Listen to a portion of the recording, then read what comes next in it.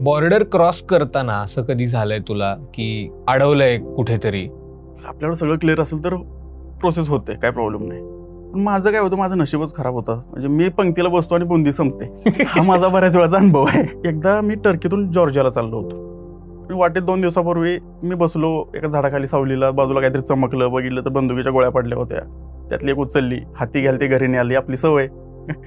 ती मी बॅगेत टाकली. 2 दिवसानंतर बॉर्डर क्रॉस करताना, तो वॉर झोन एरिया होता, बॉर्डर क्रॉस करताना एकदम मी हॅपी मोमेंट्समध्ये सगळे स्टॅम्प वगैरे घेतले आणि त्यांनी मला एक चिठ्ठी हातात दिली, आता एक्सरे करा. सो एक्सरेच नाव काढल्यानंतर मला पटकन क्लिक झालं की आपल्याकडे आहे आता बंदुकीची गोळी. स्कॅन झाली पूर्ण बॉर्डरवरती, सायरन, आणि आतमध्ये जो स्क्रीन होती त्याच्यावर मेसेज आला, ॲम्युनिशन स्मगलिंग डिटेक्ट.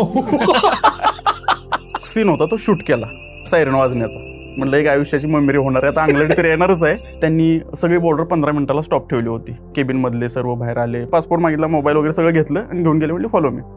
आतमध्ये गेल्यानंतर खूप जोरजोरात मला त्यांनी क्वेश्चन आन्सर्स केलं. त्यांनी दाखवलं, म्हणलं या आय नो. म्हटलं we also know what is this, but why you are carrying this, that's the good question. तर मी शांत चित्ताने त्यांना उत्तर द्यायचो की I was in the fun zone, I just found something and I thought this is souvenir item, so I just carried, it's my huge mistake. तो बोला तुला लाज वाटली पाहिजे, एवढे देश फिरलायस आणि ही गोळी घेऊन जात, ह्याचं तुला गांभीर्य नाही कळालं. इंग्लिशमध्ये कन्व्हर्सेशन होतं. पण मधल्या काळामध्ये माझ्यावर एलिगेशन लावले होते की तू रेकी करतोयस, की बंदुकीची गोळी जात असेल तर आपलं पटरेल जाईल. नंतर माझ्या फेवरमध्ये एक गोष्ट घडली की त्यांनी माझा पासपोर्ट बघितला. पासपोर्टवर नाव होतं Yogesh. Then he said, what is the relation between Yogesh and yoga? This name belongs to the god Yogeshwar, and god Yogeshwar is god of yoga. आणि मग मला योगाबद्दल प्रचंड माहिती असल्यासारखं मी सुरू केलं बोलायला. कारण आता चेंडू माझ्या कोर्टमध्ये होता. पेपर द्या म्हटलं त्यांना. पटकन 2-4 वेबसाईट लिहिल्या. म्हटलं दिस इज द ऑथेंटिक वेबसाईट्स. तो खुश झाला. आज काहीतरी घरी पार्टी, आज म्हटलं हे जर दाखवलं बायकोला तर आज घरी पोळ्याच करते बायको.